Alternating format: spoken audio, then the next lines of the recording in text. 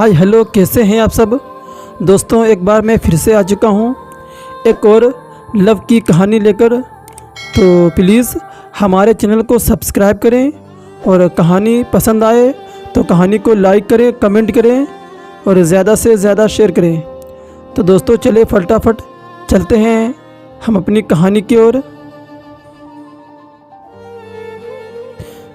जब मैं 1.5 साल की उम्र में था मेरे बाबा फौत हो गए। हम 3 बहन भाई हैं। मुझे बचपन से ही ना दोस्त बनाने का शौक़ था और ना कोई गेम खेलने का। बचपन से लेकर अब तक मैं अकेला रहना ही पसंद करता हूँ। मेरी दोस्ती सिर्फ़ एक लड़की से हुई।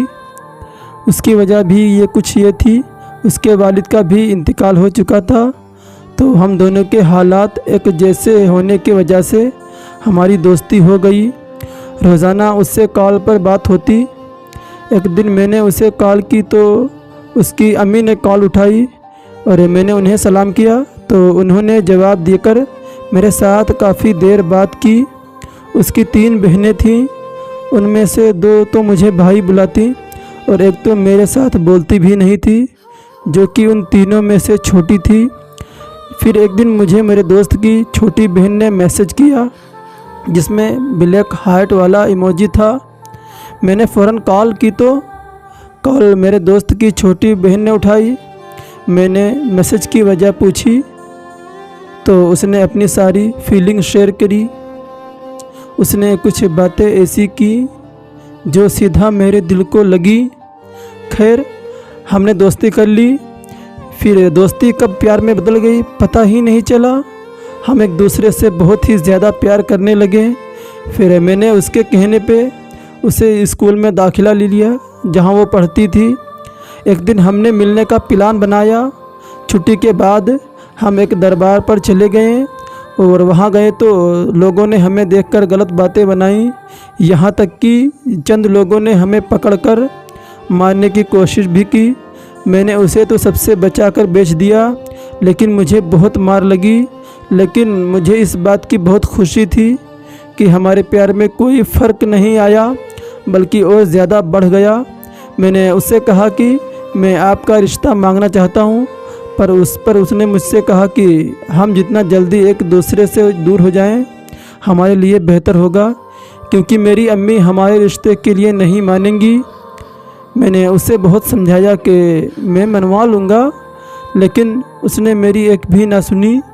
फिर एक दिन उसने मुझसे लड़ाई कर ली और हम दोनों का बड़ा ब्रेक हो गया।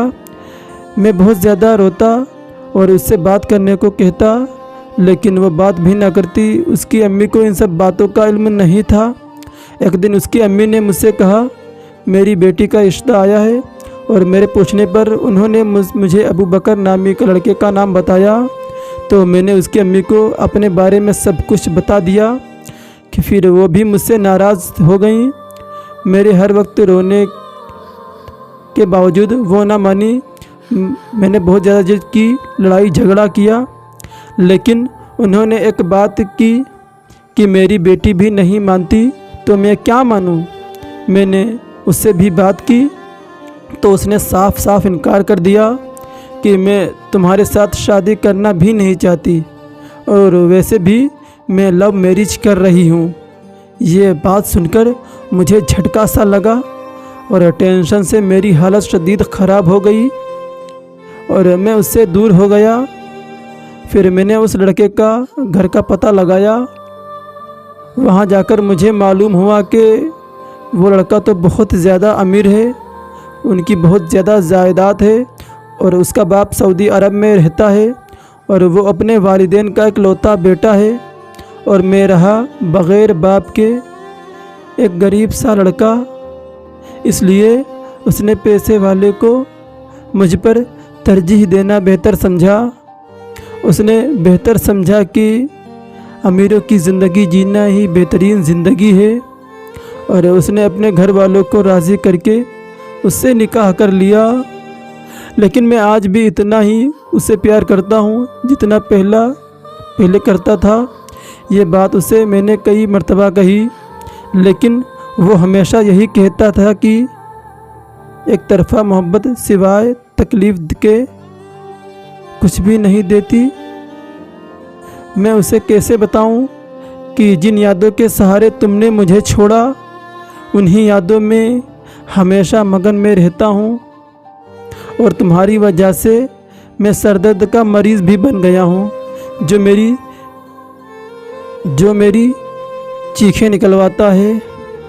मुझे नहीं समझ आती कि अगर उसने शादी नहीं करनी थी तो उसने मुझे बेवकूफ़ क्यों बनाया।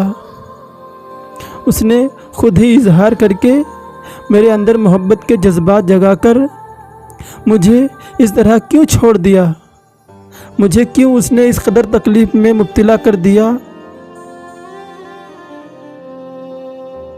पता नहीं लोग ऐसे क्यों होते हैं। और मैं उसकी मोहब्बत का बेचैन आज भी जी रहा हूँ और उसका इंतज़ार कर रहा हूँ कि काश वो फिर से आ जाए और फिर से हम वही ज़िंदगी जीने लगें जो पहले हम लोग ज़िंदगी अपनी जीते थे। लेकिन आज के दौर में पैसे को ज़्यादा अहमियत दी जाती है, और मैं रहा गरीब, तो वो मुझसे शादी कैसे कर सकती थी, क्योंकि उसको एक अमीर ज़्यादा लड़के से प्यार हो गया था, इसलिए उसने उसी से शादी कर ली। और फिर मैंने अपने दिल में सोचा कि आज से मैं भी रुपया खूब कमाऊंगा और एक दिन एक बड़ा आदमी बनकर मैं भी उसको दिखाऊंगा।